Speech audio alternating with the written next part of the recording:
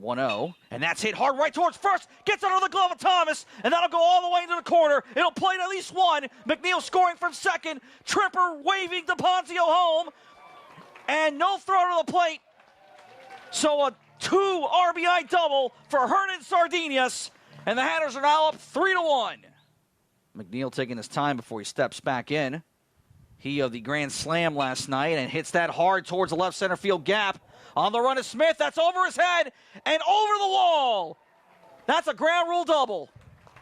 The 2-1, and that's hit over the second baseman's head. That'll drop for a base hit. Tripper waving McNeil home. The throw to the plate is actually towards second base instead. And Andrew slugging at an 824 clip entering today. And that one hit hard in the right field. Brenning looking up. That is gone! Nick DePonzio's hot hitting continues with his 3rd homer of the year. Was hit extremely well. The 1-0 is hit hard in the left field. This one going towards the gap, and it bounces off the Dream Ride banner. Tripper waving Fago home from third. He'll get there. Hilton hustling to third. He's got a triple. And Stetson's 15 runs, the most they've scored in a single game by far in 2021.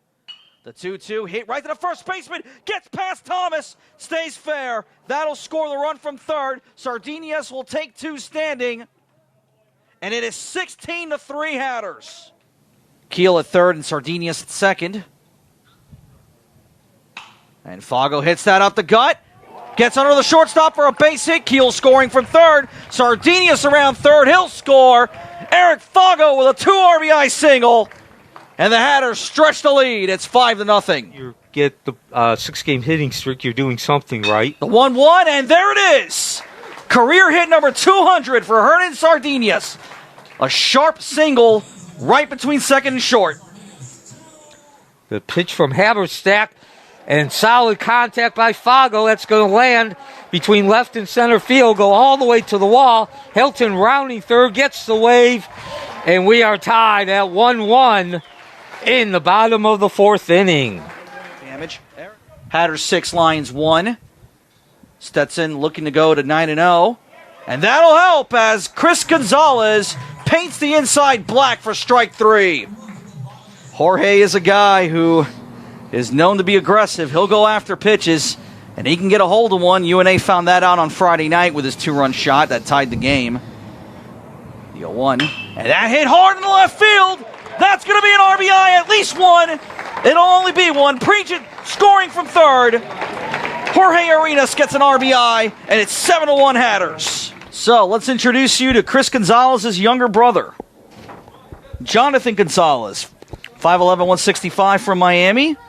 Also a former Columbus Explorer like his brother. Also a lefty. And he begins strike inside the read. Holman 0-1. The 0-1. Holman swings through that breaker for strike 2.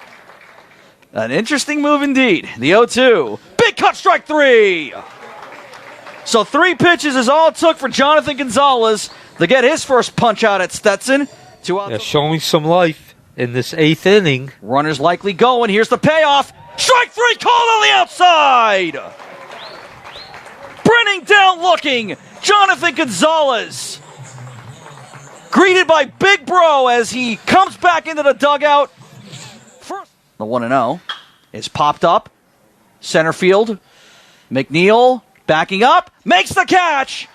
And for the first time in Stetson history, the Hatters start a season 9-0. You know, we accomplished what we set out to do this weekend, which was win the series, and you know we were fortunate enough to string together a bunch of wins to put us at 9-0. You know, all in all, I think you know we're playing on probably 6.5 to 7 cylinders. You know, we still got a little bit to clean up. You know, uncharacteristic today, a couple of errors we made. We got a couple guys that are banged up a little bit with Jackson Olsen, had to get a day of rest, and we'll get him back this week. And DePonzio was out, gave DeFabio a chance to get his start in the outfield and gathered a big hit for us. But, you know, offensively, I think if we can do a little bit better job of kind of smelling the blood in the water when we have a guy over at third base in less than 2 outs. You know, today I think we were 1 for 4, even 1 for 5 in that situation where we ended up getting think it was 3 strikeouts and a pop-up, and we got 1 hit with Georgie's RBI. But that's something that we got to, not get complacent with. We want to be even more aggressive in those situations.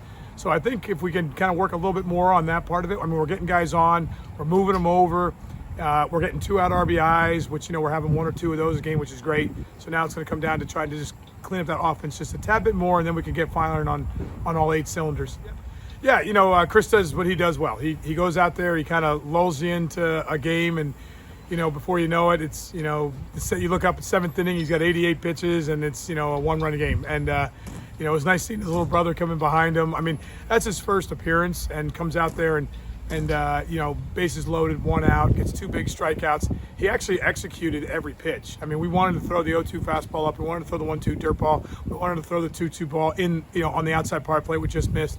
So, he executed every pitch that he had to throw right there, which is really nice to see. It gives us a little bit more in the bullpen. And that's what some of these last 2 days have been, is finding out what our bullpen is, who can we go to, who needs a little bit more work and a little bit more time. Yeah, I mean, Cole Stallings on Friday night, last quiz yesterday. I mean, there's some freshman bullpen guys out there that are going to definitely give us some chances as we get into a tough stretch of our schedule. These next, 8 or 10 games are going to be a really good stretch for us.